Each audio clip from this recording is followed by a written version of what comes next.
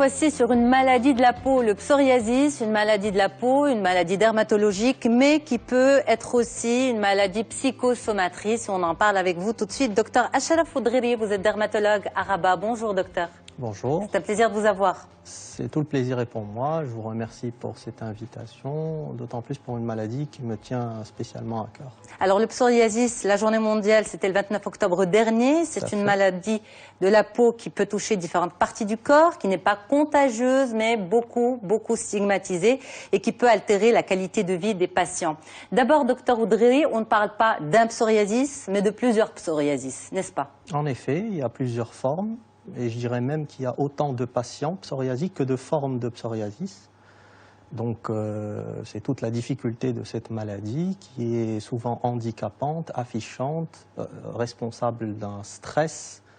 C'est en effet une maladie psychosomatique par excellence. Alors, justement, le psoriasis, c'est dû à quoi? Alors, le psoriasis est une maladie qui est due multifactorielle. On commence de mieux en mieux à comprendre à quoi est due cette maladie. Durant les 2 dernières décennies, il y a eu de grandes avancées concernant le psoriasis. On sait maintenant qu'il y a un déterminisme génétique. Dans une grande partie des formes de psoriasis, vous avez une prédisposition, c'est-à-dire qu'on a réussi à identifier un certain nombre de gènes qui font que telle personne porteuse de ces gènes va avoir un terrain qui va faire que durant sa vie, elle aura la possibilité de développer un psoriasis.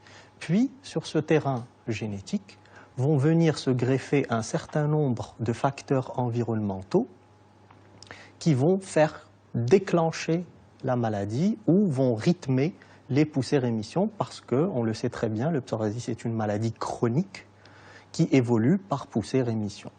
Donc, il y a le déterminisme génétique et vous avez un ensemble de facteurs dont éventuellement le stress, le choc émotionnel. Ça, là, c'est important de distinguer la chose. Le choc émotionnel n'est pas la cause du psoriasis.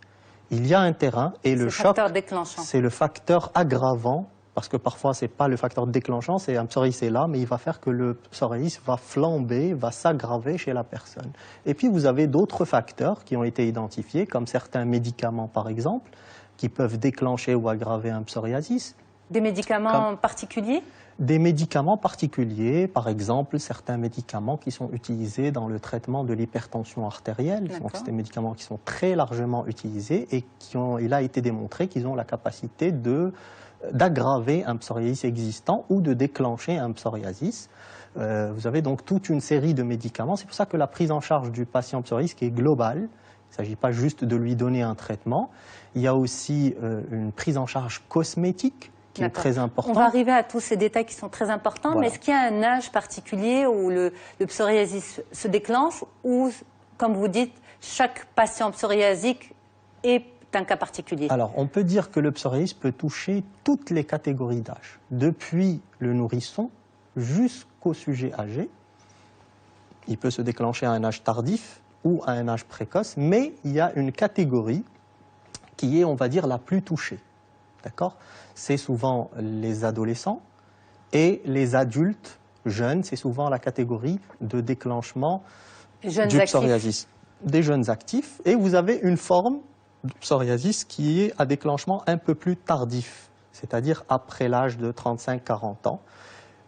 Mais, comme on l'a dit, cela n'empêche pas qu'on puisse voir des sujets dont le psoriasis va se déclencher à un âge autrement plus tardif, au-delà de 50 ans, de 60 ans. Mais on va dire que la population jeune, enfants, adolescents et jeunes actifs, c'est la catégorie où on voit le plus de psoriasis. Parce qu'il y a justement ce facteur de stress. Très probablement, c'est là où l'organisme est soumis à plus de tension, plus de problèmes, plus de stress. Et donc, là où ce déterminisme génétique va se greffer le facteur de stress et va faire que chez cette population-là, on verra plus de psoriasis. Alors, est-ce que c'est fréquent? Très fréquent. Il faut dire qu'il y a eu des études qui ont été faites, et là je me permets de donner quelques chiffres. Bien sûr.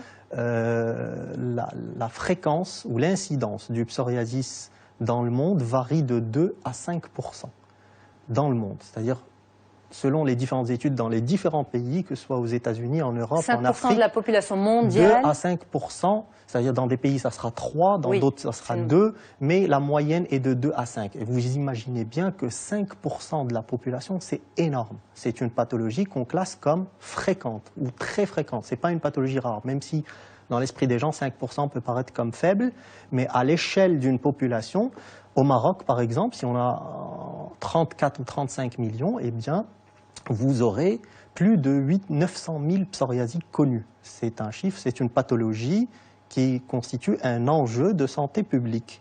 Alors, le côté génétique, quelques chiffres, quand on a les deux parents, un des parents qui est psoriasique, eh bien, la chance d'avoir un psoriasis dans les enfants est de l'ordre de 17%. Est-ce qu'on peut faire de la prévention, justement, quand on connaît le terrain familial? On peut faire de la prévention, ce qu'on appelle, nous, la prévention secondaire. Mais primaire, non. La prévention primaire qui, pour que les gens qui nous écoutent nous comprennent, c'est-à-dire faire en sorte que la maladie ne survienne pas, absolument. est difficile. Vu qu'il y a des facteurs génétiques, c'est difficile chez une population non porteuse de la maladie de faire en sorte qu'elle n'apparaisse pas. On est programmé en quelque sorte à faire un psoriasis, mais par contre on peut faire de la prévention secondaire. On a dit que le psoriasis est une maladie chronique, c'est-à-dire qu'il va évoluer par poussée, rémission. Il y a des phases où le malade s'en sort bien, il a très peu de plaques ou pas, et il y a des phases où il a plus de plaques. Ces plaques sont douloureuses? Les plaques ne sont pas douloureuses en général du psoriasis, sauf lorsqu'elles siègent dans certains endroits, comme par exemple les paumes, les plantes, où il peut y avoir des fissures. Ça peut être douloureux, mais en général, sur le corps, les plaques ne sont pas douloureuses. Elles peuvent parfois gratter. Alors, un tiers des patients grattent en général dans la maladie du psoriasis. Donc ça en fait plus une maladie douloureuse pour le psychique que pour le physique? Très douloureuse. C'est une maladie très douloureuse psychologiquement parce que c'est une maladie affichante, parce que c'est une maladie qui siège très souvent sur des zones exposées à l'œil de l'autre. Donc c'est une maladie qui a un retentissement sur le psyché du patient, sur sa qualité de vie qui peut être très conséquent et qui est variable d'un patient à l'autre.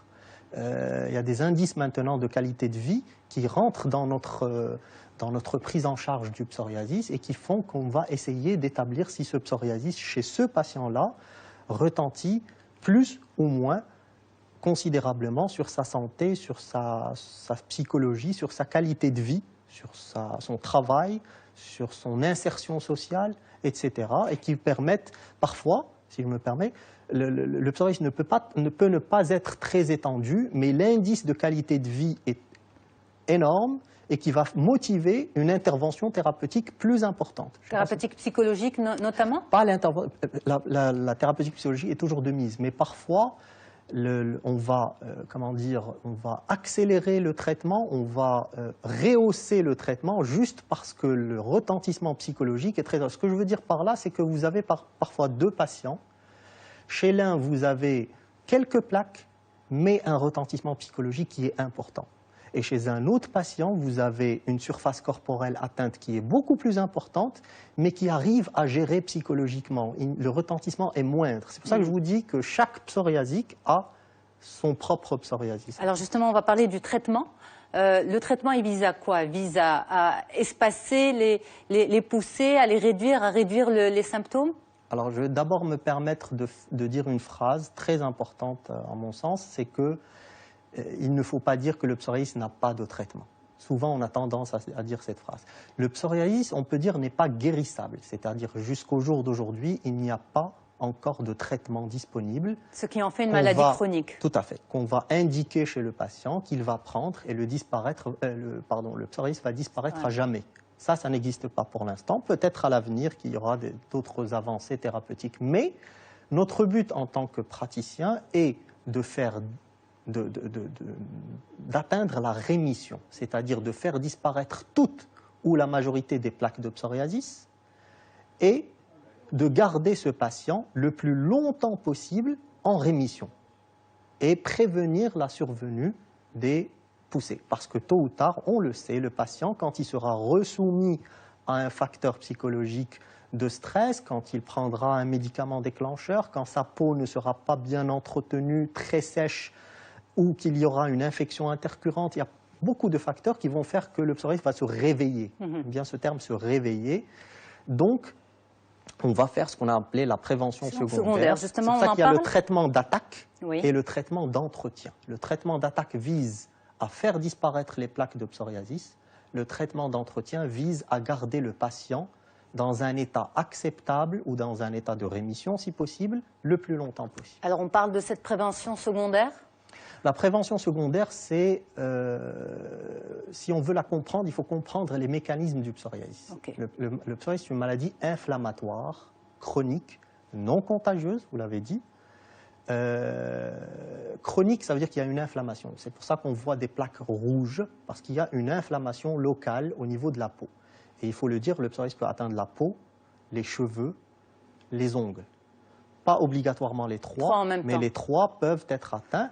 Et il faut dire aussi que le psoriasis n'atteint pas les organes, n'a pas de retentissement interne, mais il peut atteindre les articulations. Donc il y a ce qu'on appelle le rhumatisme psoriasique. D'accord. Toute douleur articulaire chez un psoriasique n'est pas forcément un rhumatisme psoriasique, mais il faut garder à l'esprit chez les psoriasiques qu'il peut y avoir un rhumatisme. Et cette prévention secondaire, elle se base sur quoi? Elle se base sur une hydratation, avec une hydratation adéquate, avec souvent des produits qui sont à base d'urée ou d'acide salicylique. Mais en général, ce sont des produits qui coûtent cher. Ce sont des produits cosmétiques qui, relativement... Alors, les laboratoires font l'effort de diminuer un petit peu les prix, surtout que c'est des produits, en termes de cosmétiques, qui ne sont pas remboursés. Absolument. Les produits de traitement, pour quelques-uns, sont remboursés, heureusement, fort heureusement, mais la cosmétique, qui est le continu, le quotidien du psoriasis, malheureusement, ce n'est pas encore remboursé. Et comme c'est du quotidien, effectivement, ça coûte cher. Alors, il y en a pour toutes les bourses, en quelque sorte. Mais alors, il y a une hydratation adéquate. En 30 secondes, l'alimentation est concernée aussi? L'alimentation, au jour d'aujourd'hui, n'a pas d'effet sur le psoriasis. Il est inutile d'aller faire des régimes chez les psoriasiques. Par contre, il y a ce qu'on appelle le syndrome métabolique. C'est-à-dire, les études ont montré que les psoriasiques font beaucoup plus de problèmes cardiaques, de problèmes d'hypertension artérielle, de problèmes d'accidents ischémiques, cardiaques ou cérébraux. D'accord, donc une véritable prise en charge et un véritable suivi parce que ce sont des personnes à risque. Des personnes à risque, j'ouvre juste une fenêtre d'espoir, c'est qu'il y a des nouvelles thérapeutiques en termes de psoriasis, notamment ce qu'on appelle les biothérapies, qui sont certes pour l'instant chères, mais qui apportent une vraie qualité de vie pour les formes difficiles de psoriasis. Eh bien, merci pour toutes ces explications. Dr Achraf Oudghiri, vous êtes dermatologue à Rabat. Merci beaucoup d'avoir accepté l'invitation d'On se dit tout. Merci à vous pour votre fidélité. Très, très heureuse de vous avoir retrouvé une nouvelle fois sur Médiane TV dans On se dit tout. Un grand merci à toute l'équipe qui m'accompagne et à très vite.